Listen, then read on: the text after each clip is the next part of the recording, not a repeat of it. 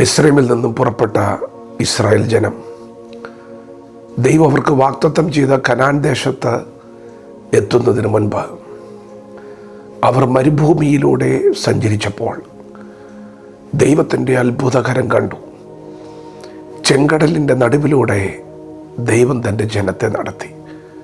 അത് ഈ ലോകത്ത് ആദ്യമായി നടന്ന ഒരു ദൈവപ്രവൃത്തിയാണ്. ചെങ്കടൽ രണ്ടായി പുലർത്തിക്കൊണ്ട് ഉണങ്ങിയ നിലത്തുകൂടി ദൈവം തൻ്റെ ജനത്തെ അക്കരെ കടത്തി. പ്രിയപ്പെട്ടവരെ, നമ്മുടെ ദൈവം അത്ഭുതങ്ങളുടെ ദൈവമാണ്. ആശ്രയിക്കുന്നവർക്ക് വേണ്ടി, വിശ്വസിക്കുന്നവർക്ക് വേണ്ടി, കാത്തിരിക്കുന്നവർക്ക് വേണ്ടി ദൈവം പ്രവർത്തിക്കും. ദൈവം പിതാക്കന്മാർക്ക് വേണ്ടി ചെയ്തതുപോലെയല്ല നിങ്ങൾക്ക് വേണ്ടി ചെയ്യാൻ പോകുന്നത്. ദൈവം നിങ്ങൾക്ക് വേണ്ടി ചെയ്യാൻ പോകുന്നത് പുതിയ പ്രവൃത്തിയാണ്. ദൈവം അത്ഭുതങ്ങളുടെ ദൈവമാണ്. ഇന്നലകളിൽ ദൈവം ചെയ്തതെല്ലാം പുതിയതായിരുന്നു. ചെങ്കടൽ പിളർന്ന് ദൈവം അവരെ നടത്തി. അവർ ശൂർ മരുഭൂമിയിലെത്തിയപ്പോൾ ചുട്ടുപൊള്ളുന്ന മണലാരണ്യത്തിൽ അവർക്ക് വെള്ളം കിട്ടാതെ വലഞ്ഞ ഒരു സമയം വന്നു. അവർ തൊട്ടുമുൻപിൽ കണ്ടത് ഒരു തടാകമാണ്. അവിടെ വെള്ളത്തിനൊരു കയ്പുണ്ടായിരുന്നു. അത് മാറയായിരുന്നു. ആ വെള്ളം കുടിക്കുവാൻ അവർക്ക് കഴിഞ്ഞില്ല. പ്രിയപ്പെട്ടവരെ, ചിലർ ആ മാറായുടെ അനുഭവത്തിൽ പിറുപിറുത്തു. എന്നാൽ ദൈവത്തോട് ചേർന്ന് നടക്കുന്ന ചിലർക്ക് ആ കഷ്ടതയുടെ പുറകിൽ ദൈവത്തിനൊരു പ്രവൃത്തിയുണ്ട്, ഒരു പദ്ധതിയുണ്ടെന്ന് മനസ്സിലാക്കാൻ കഴിഞ്ഞു. അവർ ആ മാറായെ മാത്രമല്ല കണ്ടത്, അവരെ വിളിച്ചിറക്കിയ ദൈവം അവരെ നടത്തുന്ന വഴിയിൽ പകൽ മേഘസ്തംഭമായും രാത്രി അഗ്നിസ്തംഭമായും വിട്ടുമാറാതെ അവരോട് കൂടെ നടക്കുന്നത് അവർക്ക് തിരിച്ചറിയാൻ കഴിഞ്ഞു. തൊട്ടു മുൻപിൽ 12 നീരുറവുള്ള ഒരനുഭവം ദൈവം മറച്ചു വെച്ചിട്ടുണ്ടായിരുന്നു. പ്രിയപ്പെട്ടവരെ, ഇസ്രായേൽ മക്കൾക്ക് വേണ്ടി ദൈവം മരുഭൂമിയിൽ അത്ഭുതങ്ങൾ പ്രവർത്തിച്ചു. എന്നാൽ ചില ഇടവേളകളിൽ അവർക്ക് വിശക്കുകയും ദാഹിക്കുകയും ചെയ്യുന്ന അനുഭവങ്ങളുണ്ടായി. എന്നാൽ അതിൻ്റെ നടുവിൽ ദൈവത്തെ കാത്തിരുന്നവർ ക്ഷമയോടെ ആ കഷ്ടത കടന്നു പോകാൻ അനുവദിച്ചു കൊടുത്തവരെല്ലാവരും ദൈവമഹത്വം കണ്ടു. പ്രിയപ്പെട്ടവരെ, മറ്റാർക്കുമില്ലാത്ത ചില വേദനകൾ നിങ്ങൾക്കുണ്ടെങ്കിൽ ഇന്ന് പകൽ നിങ്ങൾ ദൈവത്തിന് സ്തോത്രം ചെയ്യണം.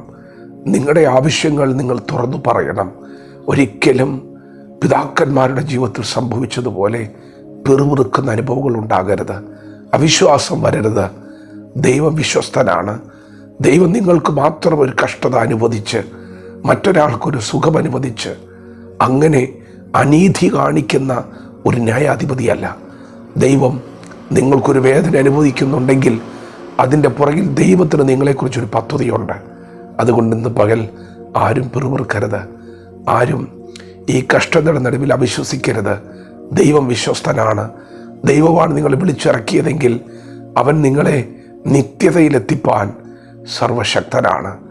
നിങ്ങളുടെ മുൻപിലുള്ള തടസ്സങ്ങളൊക്കെ നീക്കുവാൻ ദൈവത്തിന് പദ്ധതിയുണ്ട്. നിങ്ങൾക്ക് വേണ്ടി കരുതലുകളെ വെളിപ്പെടുത്താൻ ദൈവത്തിന് പദ്ധതിയുണ്ട്. പ്രിയപ്പെട്ടവരെ, നിങ്ങളുടെ ആവശ്യങ്ങൾ സ്തോത്രത്തോടെ ദൈവത്തോട് അറിയിക്കണം. അപ്പോസ്തലനായ പൗലോസ് നിത്യതയിലേക്ക് യാത്ര ചെയ്യുമ്പോൾ കാരാഗൃഹത്തിൽ ബന്ധിക്കപ്പെട്ടവരായി കിടന്നു. പ്രിയപ്പെട്ടവരെ, ആ ബന്ധനത്തിന് നടുവിൽ താൻ ദൈവത്തെ അവിശ്വസിക്കുകയോ ദൈവത്തോട് പിറുപിറുക്കുകയോ ചെയ്യാതെ പൗലോസിൻ്റെ ആവശ്യങ്ങൾ സ്തോത്രത്തോടെ ദൈവത്തോട് അറിയിച്ചു. അതെ, ദൈവം അറിയാതെ എൻ്റെ ജീവിതത്തിൽ ഒന്നും സംഭവിച്ചിട്ടില്ല. എൻ്റെ ഈ കഷ്ടതയിലും എൻ്റെ ദൈവം എന്നോട് കൂടെയുണ്ട്. അവൻ കഷ്ടങ്ങളിൽ ഏറ്റവും അടുത്ത തുണയാണ്. ഒരത്ഭുതം നടക്കുമ്പോൾ ദൈവം അവിടെയുണ്ട് എന്ന് പറയാൻ ആർക്കാണ് കഴിയാത്തത്? എന്നാൽ ഒരു കഷ്ടത വരുമ്പോൾ, ഒരൊറ്റപ്പെടൽ വരുമ്പോൾ, ഒരു വേദന വരുമ്പോൾ അവിടെയും ദൈവമുണ്ട്. ദൈവം അറിയാതെ നിങ്ങളുടെ ജീവിതത്തിൽ ഒന്നും സംഭവിക്കുന്നില്ല. വിശ്വസിക്കുക, ദൈവത്തിൽ ആശ്രയിക്കുക, കുറച്ചുകൂടി പ്രാർത്ഥിക്കുക. ദൈവത്തിന് അത്ഭുതകരമായ ചില പ്രവൃത്തികൾ, ചില വഴികൾ, ചില പദ്ധതികൾ നിങ്ങൾക്ക് വേണ്ടി വെളിപ്പെടുത്താനുണ്ട്. വചനത്തോട് പ്രതികരിക്കാം. ദൈവം നമ്മെ ഓരോരുത്തരെയും പകൽ അനുഗ്രഹിക്കുമാറാകട്ടെ. ആമേൻ.